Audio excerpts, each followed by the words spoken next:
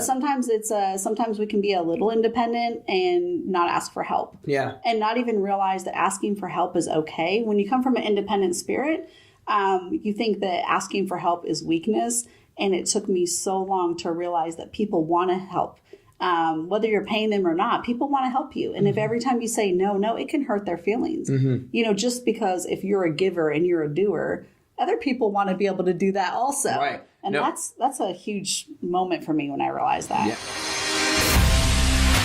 Have you ever heard the phrase becoming the best version of yourself? Yeah, me too. But what does that even mean? And how do we become that person? I'm here to help you navigate through those questions and come up with actionable steps in order for you to live your best life. We've got to discover what we want. We've got to figure out a plan on how to get there, and then we have to go. We can't just sit and wait any longer. Life won't wait on us. So come join me on this constant journey to become the best version of yourself and to find your best you. I'll see you on the other side. All right, what's up, everybody? Welcome back to Nick Carrier's Best You podcast. I'm super excited today to have Danielle Ontiveros with me today. Is there a little Spanish twang to it? There you go. Okay, I tried to put a little bit on there.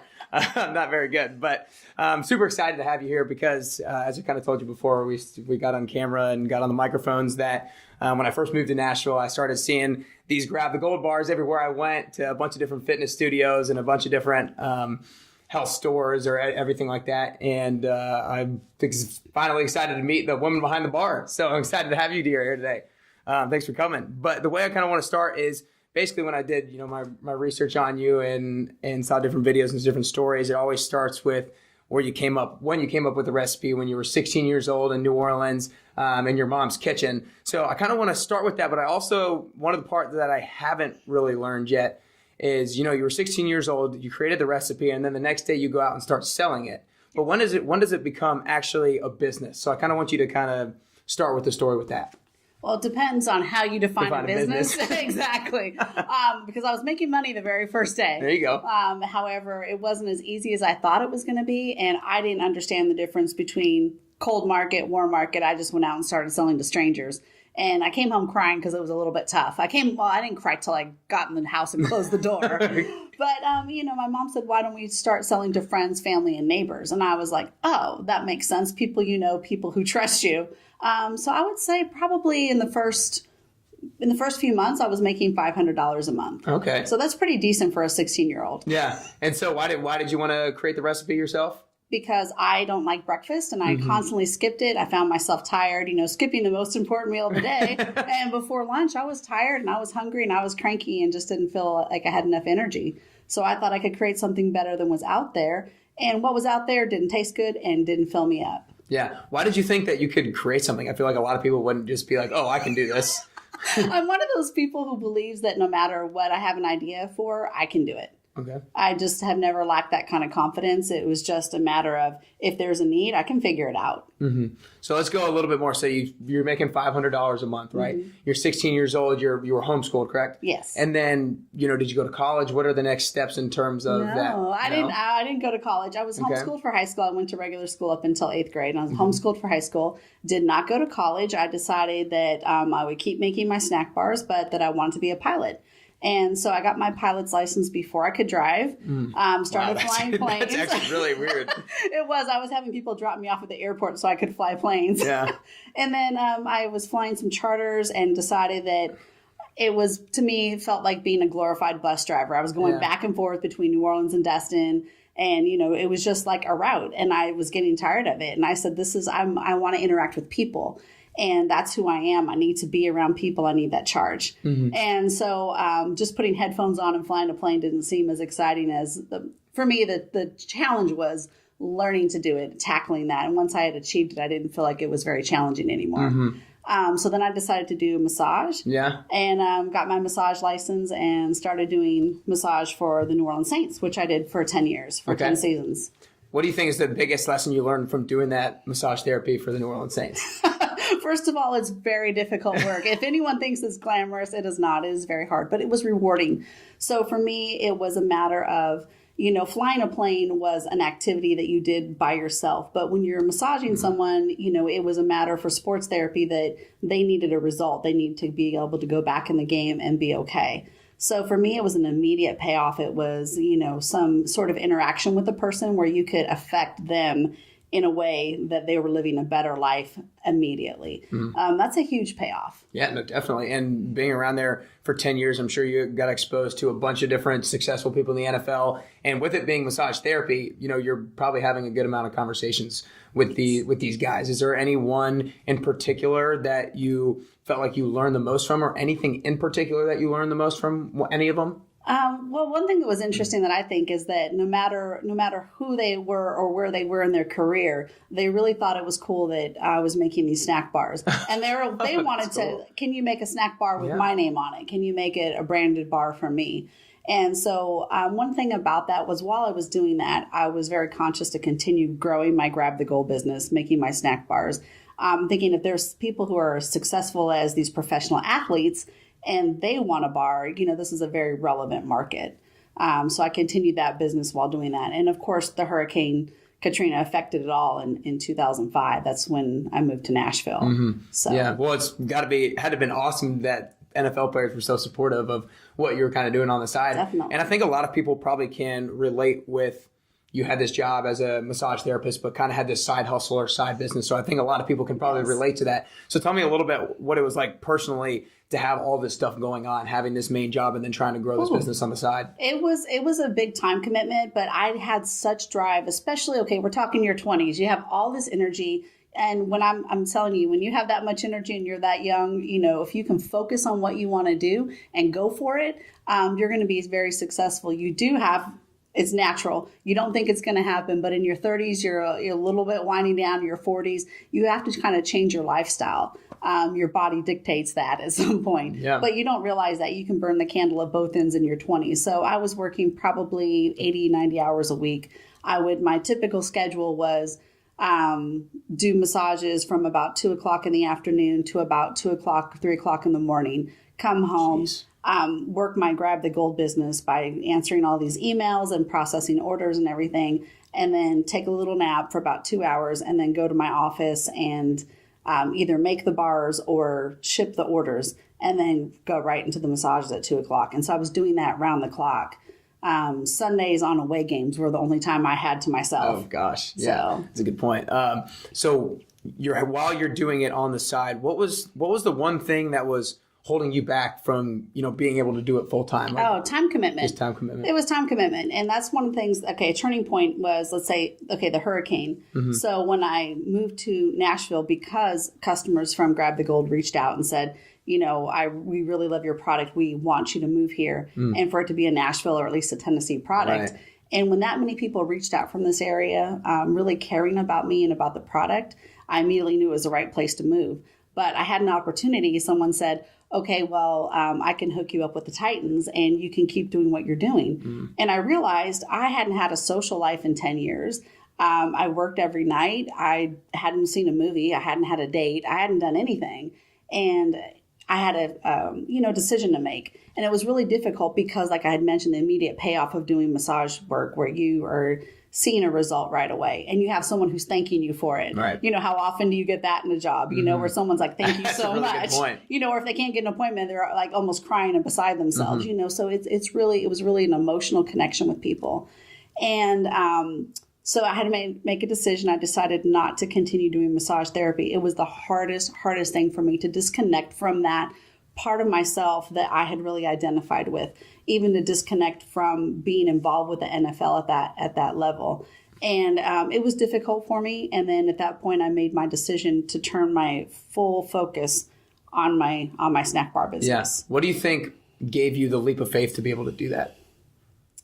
It was a decision. I think I had a lot of time to consider what was going on because of the hurricane. I had a lot of fear, a lot of sadness, a lot of this is the moment you can make a change. And, when you're in a stream of a job or a direction, it's a little bit hard to stop and make that change. But when you're at a stopping point already, that's the really good time to assess where do I want my life to go and what do I want my life to look like. Right. And it was a big decision, but my business, I went from making 10 times the amount in my business in a shorter period of time by focusing, do one thing and do it well. Mm-hmm. No, 100%. So what do you think? Back in 2005, Hurricane Katrina happened. You lost your home, and then the Nashville people basically brought you here. Yes. Basically. So what do you think is like the biggest lesson that you learned from such a negative experience in being able to kind of like flip it on its head? Okay, when people say, okay, there's a silver lining and this is so true though, because here I was lost. I didn't know where to live. I didn't know where to move to. I didn't really have any roots anywhere else except being from Southern California, but I didn't want to go back there. I couldn't live back in New Orleans anymore. And so I had really all of this opportunity. I can live anywhere in the country now. I can go anywhere, do anything. What do I want it to look like? And so it's basically a clean slate. I think that was really important to me to choose not what do I want to do, but what do I want my future to look like? What do I want my life to look like in 5 years, 10 years? And I was even scared, though, just committing only to my snack bars. I'd been out of business for 6 months. Were the customers still there? Was I even relevant anymore? Did people forget about the product? Do they even want this anymore? Maybe I commit everything to this and they're gone. But I just had to choose one direction and commit to it. Right. Well, applause to you for doing that, because I think a lot of people, I didn't realize the 6-month gap thing. I mean, it makes sense, obviously, now looking back at it, but for you to still be able to take the leap of faith. I think a lot of people can't take the leap of faith in the first place, not even if you hadn't had that 6-month gap. So doing that is awesome. So where do you think you would be if Hurricane Katrina didn't happen? I really believe that I would have still been dividing my time between multiple things, multiple businesses. And so would Grab the Gold be able to be where it is today? Absolutely not. Absolutely not. I don't think I ever would have made a decision to people wouldn't have it in their stores everywhere. They wouldn't, it just wouldn't be. It really is true. It would be small. It would probably still be around, but it would be more of a little local sort of small product. Right. Gotcha. So you started in 1990 is when the recipe was formed. And then 25 years later was the first time a new flavor came out, right? Yeah. Was that the timeline right? A little bit longer? 28 28 years. Yeah, because 2018. Close enough. It's a long time. Right. So what was the shove to do a new flavor, or why hadn't you maybe done it prior? Okay, I hadn't done a new flavor. Customers love new flavors. Customers always suggest new flavors. And I feel, again, going back to that do one thing and do it well. And I really felt that we had so much growth potential to introduce this one product to so many people that we hadn't even reached enough growth in order to introduce another flavor. And I was concerned at one point, if we hadn't reached enough growth and we make another flavor, are we cannibalizing our sales? Meaning, are we just now doing the same volume but with two different products and just making ourselves busier? Right. I didn't know if it was going to create enough sales. And really, Kroger was the impetus for creating another flavor. They just said, your product sells so well that we need you to create a new flavor. Oh, wow. So that was the push that you had to do it. Were you thinking about it beforehand, or was it basically just that pushed you to do it?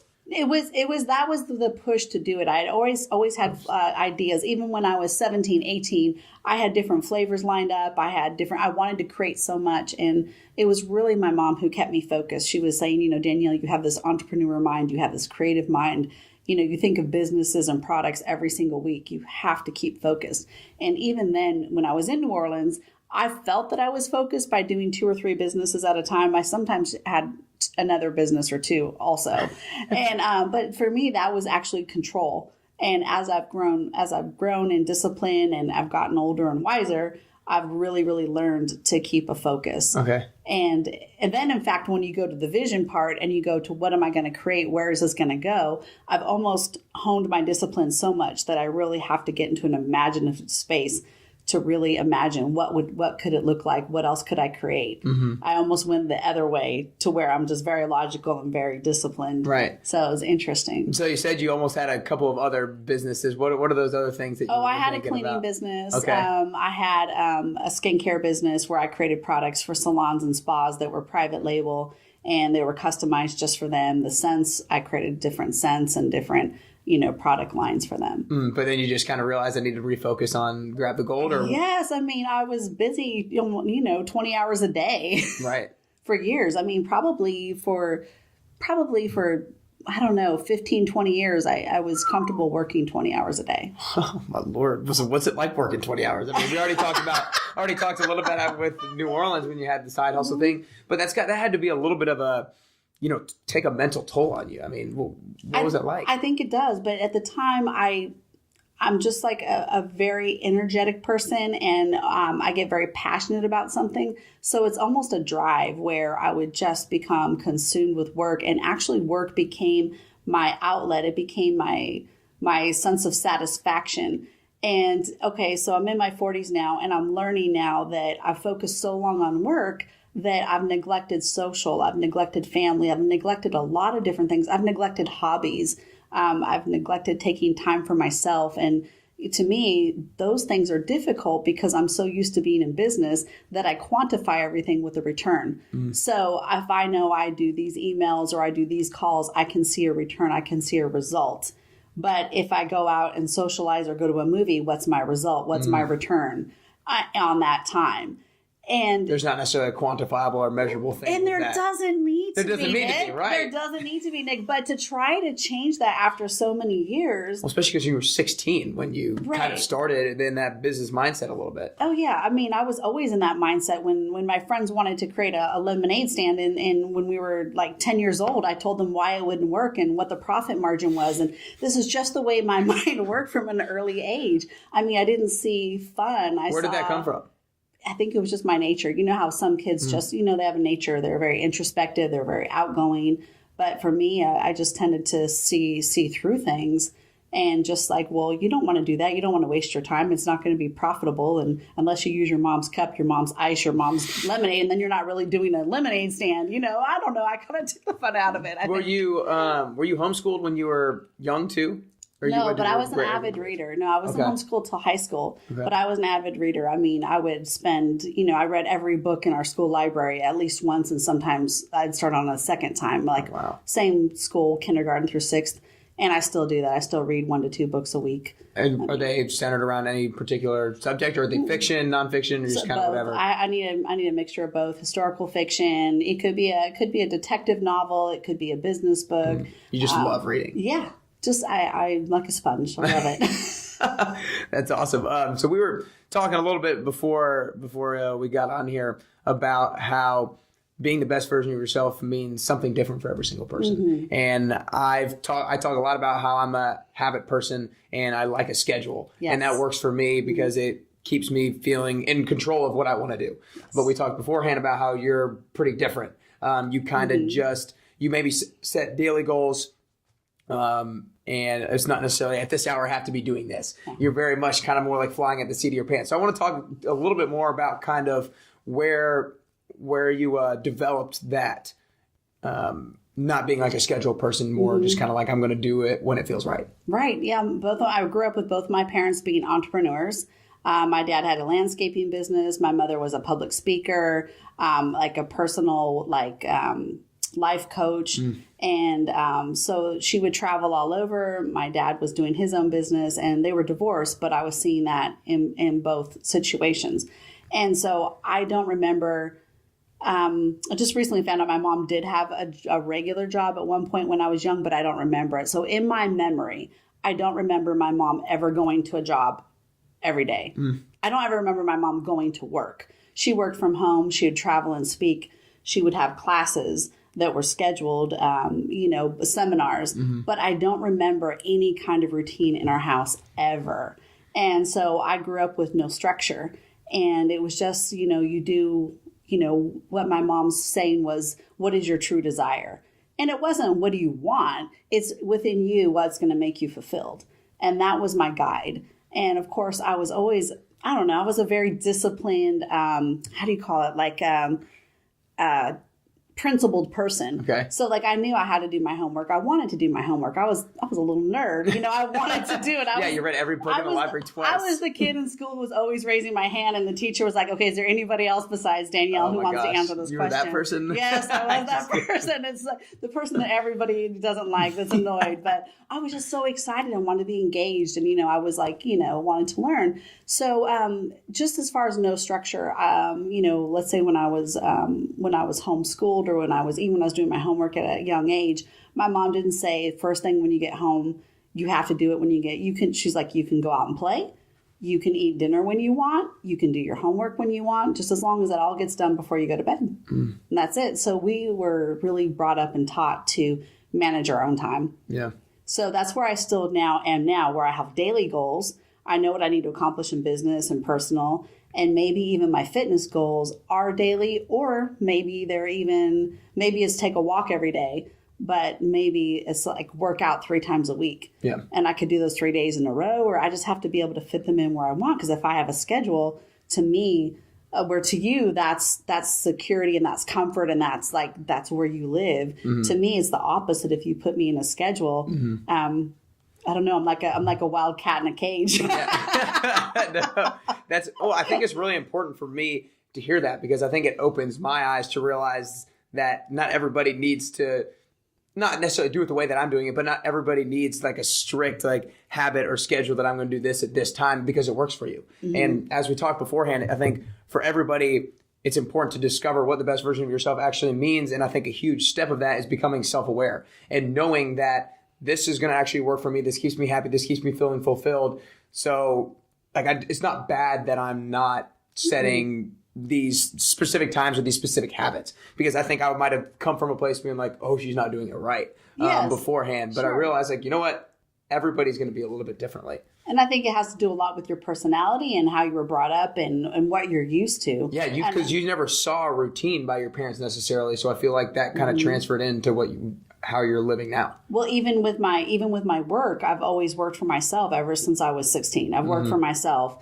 And so I'm not used to, I will set an appointment, I will set a meeting, I have to make bars at a certain time. But other than that, it's not like I need to be anywhere at a certain time. You had nobody ever saying you have to be here by 8 or you have to be here by 9 and you have to be gone by now. Well, think about this. The last time I had a schedule for school, since I don't have that work structure, the last time I had that, I was 13 years old when I was in 8th grade. That's the last time. That's nuts. 30 years ago was the last time I had to be at a certain time at a certain place all throughout the day. And so over 30 years, I've just unlearned it. I've just, yeah. I mean, and then I didn't even have someone work for me in my office until my 25th year in business. So it's only been in the last 4 years that someone's been actually in my office, that there's actually been an office. Yeah. That there's actually been people working in there. I've just did everything myself before. Yeah. Oh, Lord. So let's stay on that then. Why do you think what was the reason why you didn't hire somebody for that long? Okay. Stubbornness is a good one. Okay. No, I really felt that I could do everything myself and I didn't see any reason. And, when there's a first step when you're doing something yourself. You don't think anyone else can do it as good as you. Mm-hmm. And that's the first step of being an entrepreneur, is realizing you need help and you can train people to do it a certain way. And that people are more than capable to do anything, that was the first step.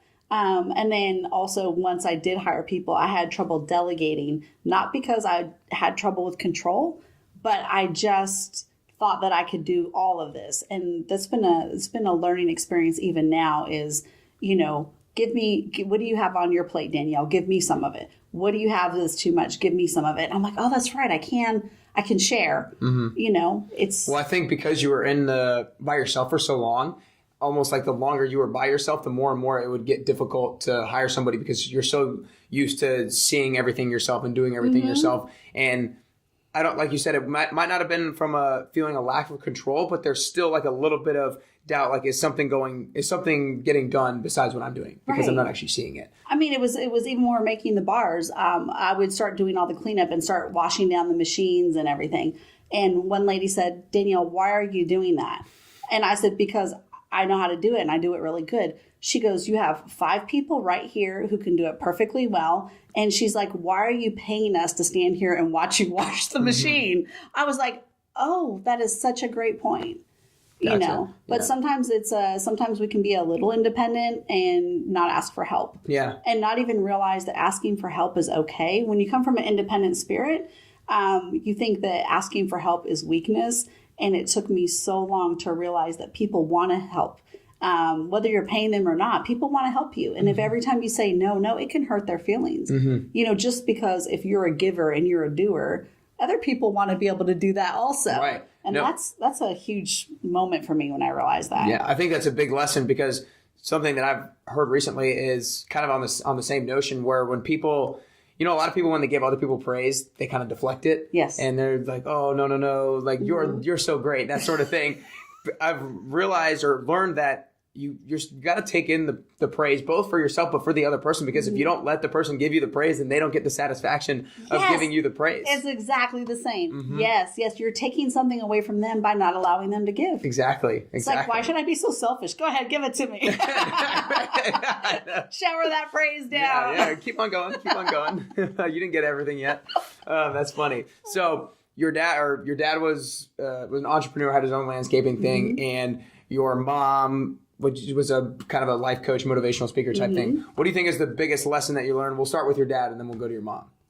Biggest lesson from your dad that you learned? I learned he was very resourceful. This was back in the 80s. And he got a video camera, and he would allow people to go out and do the jobs. And then he would go back and supervise them by videoing it. And then he would meet them in the morning and show them the video. And he was pointing out, this shrub wasn't trimmed just right. Here's how you should have spaced this. And he was using technology that was fairly new back in the 80s. And he was using it as... in order to not be there. Right. Yeah. And I was like, that to me was so admirable, that he was so clever. And it wasn't that he wanted to be there. He just knew he couldn't be on every job. And he could do better if he allowed the crews to go out and work, and then he would be able to visually show them without taking them physically and pointing out what they had done. It's kind of like what they do with sports. You know, they film it and then they show you the recap, and they show you, where you could have done better. Wow. I think that's so cool. I think that he did that, because I feel like a lot of people are trying to always figure out how to maybe scale their time or make their time more valuable. And that's exactly what he did. He filmed them and then went back and watched it on his own time and kind of assessed it from there. So that's super cool. Was there any time through your business journey where you felt like you applied that specific rule to anything in particular with your business in order to be more resourceful? Oh, that's a good point. I'm not sure. Maybe not even knowing it. That's a good question. Yeah. I'd have to think on that some more. Yeah, no, for sure. Okay, what about the biggest lesson that you learned from your mom? Definitely confidence and the ability to speak at a moment's notice. My mom I used to participate in her seminars and her classes, and it was one of those things where she would just call on you and give you a random subject and just tell you to stand up and start speaking on it. And, she would time you, and maybe at the beginning it was 1 minute, and then later it was 3 minutes. And, or she would, ask people to read poetry out loud from a book that they had never seen before.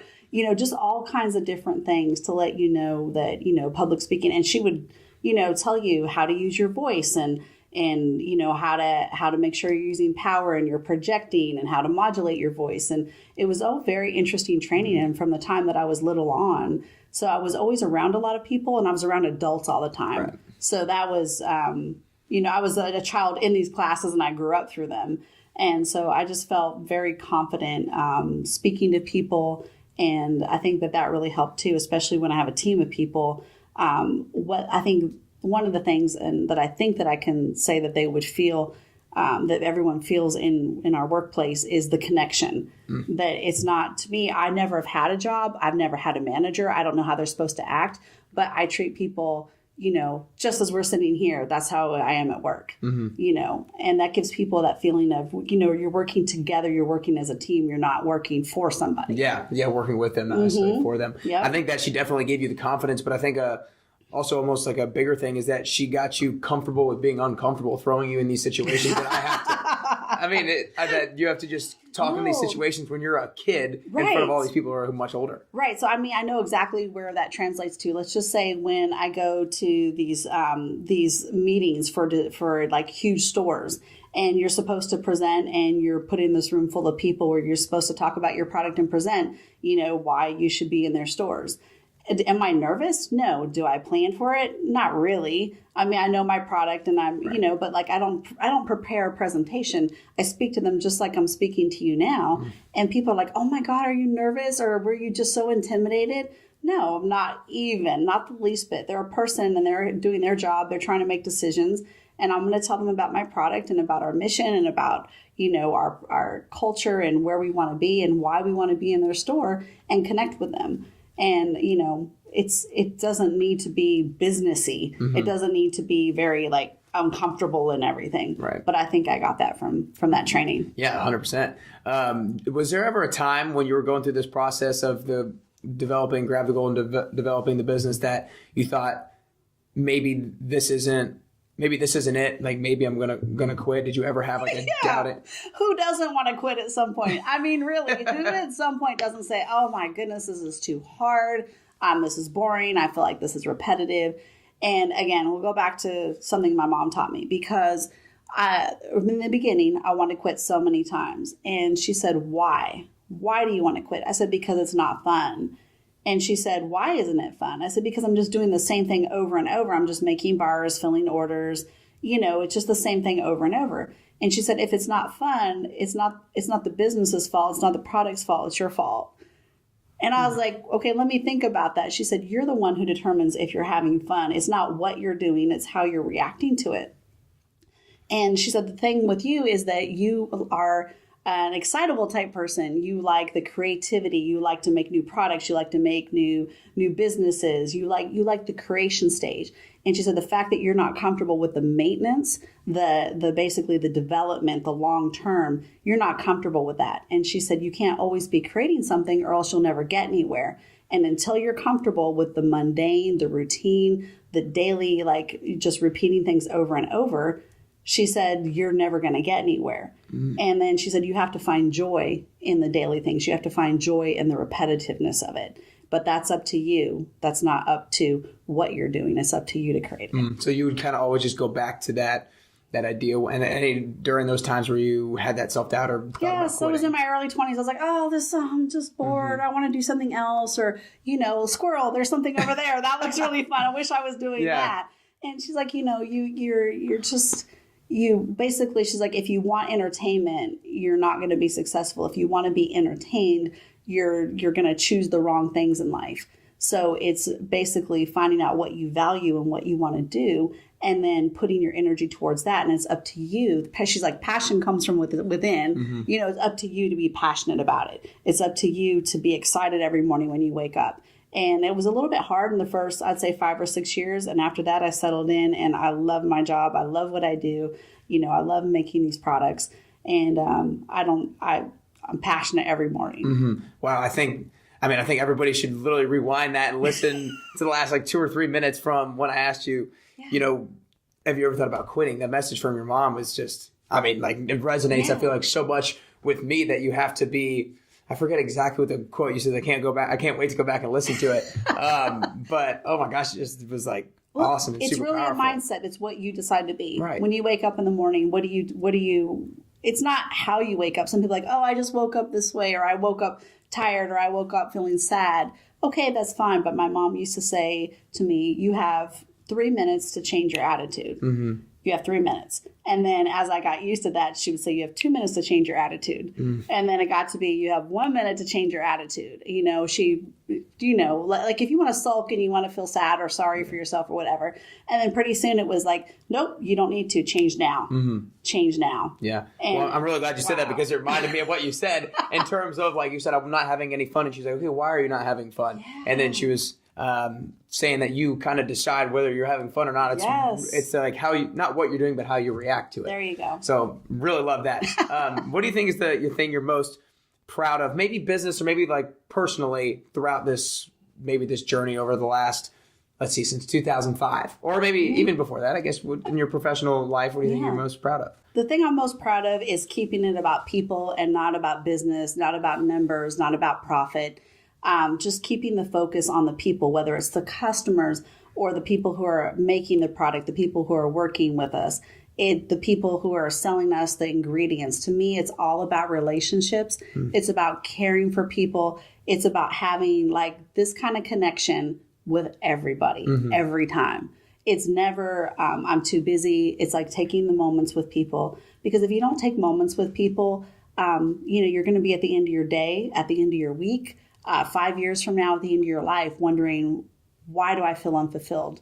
What was my purpose? You're going to find yourself. It's like you have to create meaning in what you're doing. It's not just about goals and numbers and achievements. Gotcha. And if you care about people, you find yourself fulfilled, you find yourself happy, and it gives you the energy to do the other things. It comes full circle. Yeah. So one of the questions I had planned to ask you, and I feel like you almost just answered it, was how does a company that starts from a 16-year-old girl creating it in her kitchen that has no advertising or no sales reps become this brand that it is today? And do you really feel like it's probably because that you've always been about the people, or what do you think? How do you think that was able to happen? I hope so. I mean, I really feel like, okay, the recipe was given to me, blessed. I like totally blessed that I could create this at 16. And it's something that survived for almost 3 decades without, there's such a competitive market. Maybe not at the time, and maybe you create a product that's good enough to survive, like, local kind of trendy,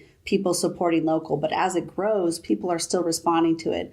And one thing that I find is that when I talk to people, they say, it just makes me feel so good. Like it's food, but they get excited. There's something about it. Even if they don't know the story, they just know when I eat Grab the Gold, they just say, I just feel so good. And I'm like, so what is that? What is that? And I'm really, really thinking, this is my perspective, is that it's the care, the thoughtfulness, the intent that we put in. Even when the people who are making the bars, when we're making the bars, everybody has a good attitude. Nobody is allowed to make the food if they have, like, I'm not saying you don't have problems, but you can't be in there with negativity.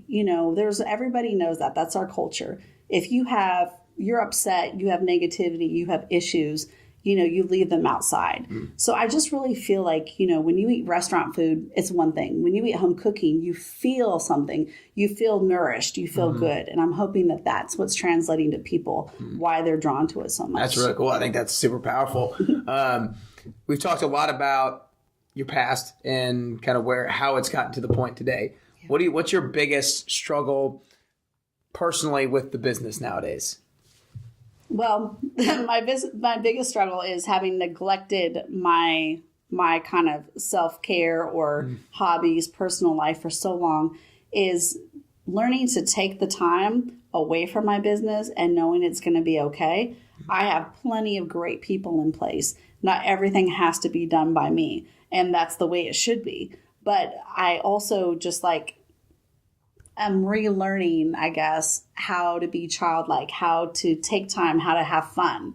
And for me, I still feel that pull back to my business, but I'm learning to create a new way. So that's kind of personally for me, creating a workspace and a home space, creating a workspace and a Danielle space. I'm always going to be my business. I'm always going to care about it, and I'm always going to put all of me into it. But I also need to create, like they say, this work-life balance. I've always heard it. And I believe that sometimes you have a project and you're just going to be working a lot. But on a regular basis, taking weekends off, I didn't do that for 10 years. I didn't take a weekend off. I didn't take a vacation. I didn't do anything, So it's one of those things, like just learning to take time for myself and for it to be okay. Because, there's this thought at first, is it okay? Is this selfish? What are people going to think that I'm actually taking a weekend off? Or what are people going to think that I'm taking 5 days off? Well, everybody else gets time off. Why not me? But to me, it's just like, I feel like I need to be doing it all the time. I don't. Yeah. So why do you think it was so hard for you to kind of have the faith that it would be okay? If you weren't working, if you took that 3-day weekend. Yeah, because there's processes in place, there's people in place, they're all doing their jobs. And then I looked at, what am I doing when I think that I'm making a difference and not taking personal time? I'm just talking like after 6 or 7 o'clock, not working till 11 or 12 o'clock at night. I'm not talking like not going into work. I'm talking about just stopping work at some point and not working until you go to sleep, or taking a Saturday or Sunday off. I just didn't know how to do that. And, when I would work on something and I was like, wait a minute, could this wait till Monday? I knew it was okay, because when I noticed what I was doing, I started asking myself, is this moving the needle? Can this be done on Monday? You just need to be more productive or delegate. Be more productive during work hours or delegate and create that space for myself. But it was a strange feeling at first. I was like, but what am I doing? I'm not being productive. It's okay. You're taking a walk. You're going grocery shopping. I don't know. It's like normal people things. Yeah, there doesn't always have to be a quantifiable, measurable return, right? I mean, right? But some things, you have to learn. Gotcha. Well, cool. So I always ask the same last two questions to everybody. And the first one, I always throw out the age number. So if you don't mind, how old are you? 44. 44? Okay, awesome. So in 10 years, you're going to be 54. And so you've grown this business to this huge, great brand that it is today. But I'm sure, obviously, you have goals, things you want to do, things you want to accomplish down the road. So what I want to ask you is, what does 54-year-old Danielle look like, and what is she doing? Oh, it would be great if 54-year-old Danielle had this wonderful business, employing lots of people who were just full of initiative, rewarded wonderfully, and we had multiple products nationwide. And I enjoyed my business. I was there and present, but I also had this great feeling and knowing how to take a week off and a week there, and taking time away from the office really to meet people and develop business.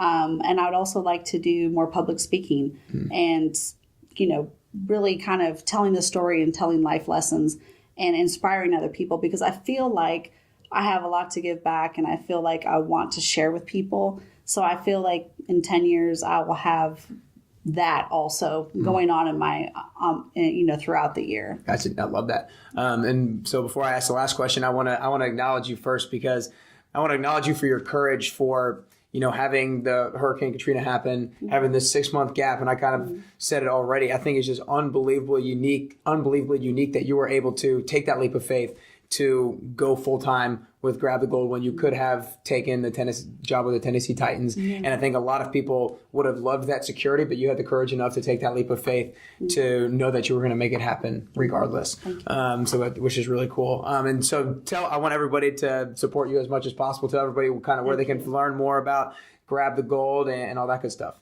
Yeah, grabthegold.com. So there's our website and all of our products, and learn the story there. Gotcha. Very good.